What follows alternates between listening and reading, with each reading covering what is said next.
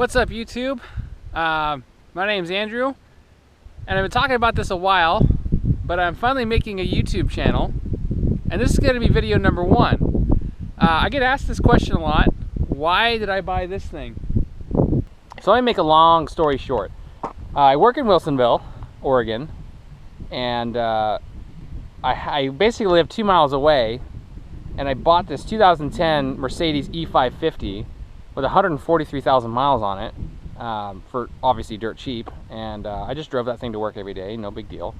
And I figured, if it breaks, I'll fix it myself. Obviously, it didn't have a warranty on it. I'll just fix it myself, you know, no big deal. I could walk or ride my bike to work. And then I moved to Vancouver, which is 32 miles away from Wilsonville, round trip 64 miles. And then I thought, I can't really justify having a Mercedes that could possibly break and not have a warranty on it and be stranded, basically. So I started looking on the internet, and I was narrowing it down to either smart cars or Fiats. But I came across this 2015 Fiat 500.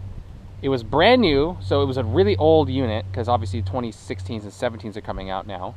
And they had it discounted like $7 grand off of MSRP, which I think was $18,000.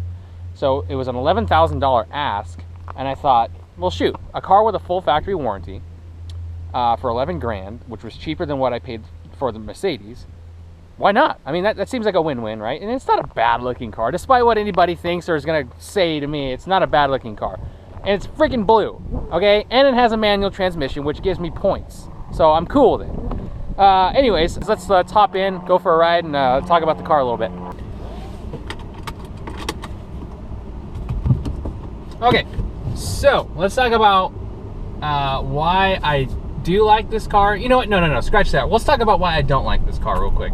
So, right off the bat, one of the reasons why I don't like this car, it's slow.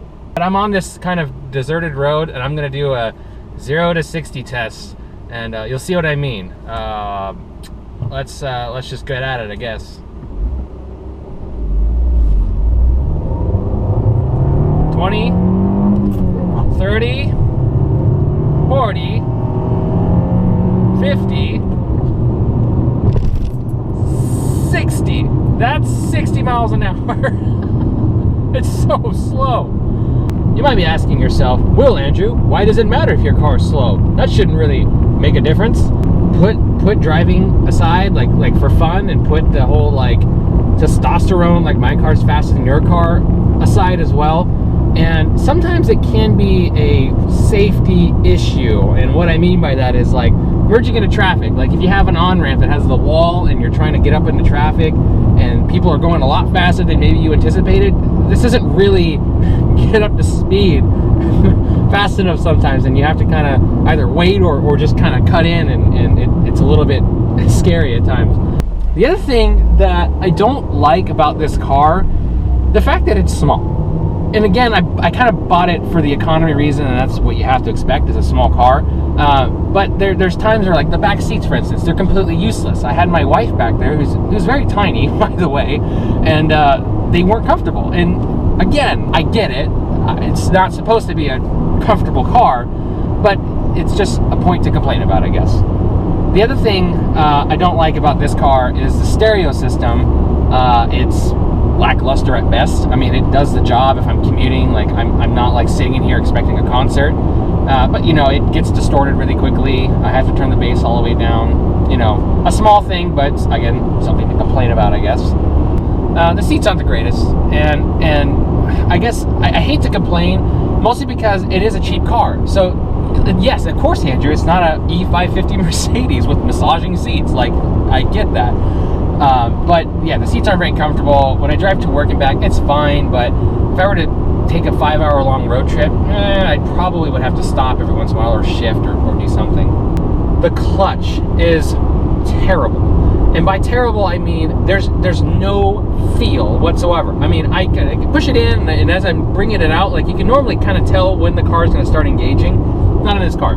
It took me a solid 3 weeks to really learn where the grab point is in the car, how to feather that clutch in, because it just has no feel whatsoever. The shifters, it's kind of the same story. Really long throws. You can tell where you're going and what gear like you're going to go into, but it feels a little sloppy in my opinion. I don't know. Maybe that's just me. I'm a car guy, so I love like having a cool car. And with this, people pretty much just say, "Oh, it's that car that goes underwater, right?" And I go, "Yeah, it's that car, but it doesn't really do that." So when I go to like car meets and stuff, and they go, "Oh, what do you drive?" I'm like, "Oh, 2015 Fiat 500." They go, "Oh yeah, cool." And that's about the conversation.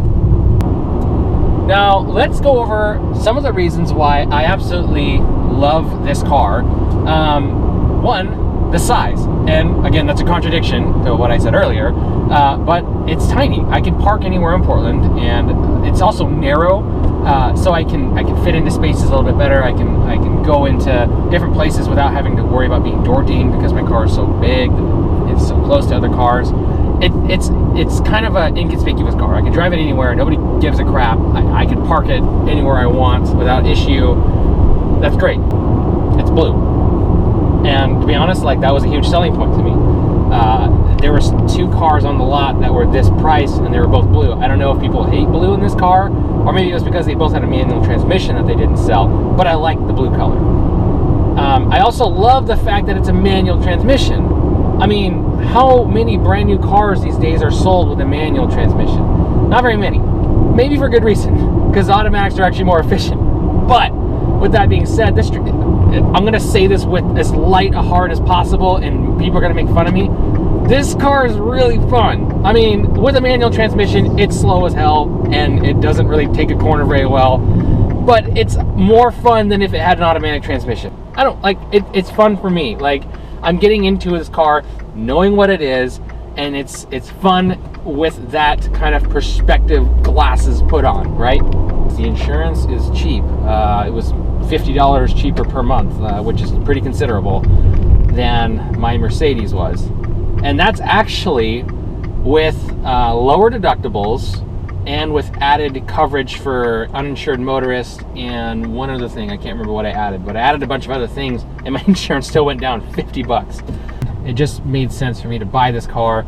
Everybody keeps asking me, you know, how can you give up such a nice car for this? And it really just boils down to making a life decision. Like, it wasn't worth keeping the Mercedes. I think that this was a smart decision. I think most people would agree with me once they kind of understand the situation. And I'll have another Mercedes one day. Like, it doesn't matter right now because I'm making some shifts, I'm doing some different things. But the goal is to have another Mercedes. The goal is to have a sports car one of these days. I would love to have a Ferrari one of these days, obviously long term. But for now, this is all I need. And that's why I bought this car, is because it's exactly what I needed, and it was at the right price, and it's serving its purpose very, very well.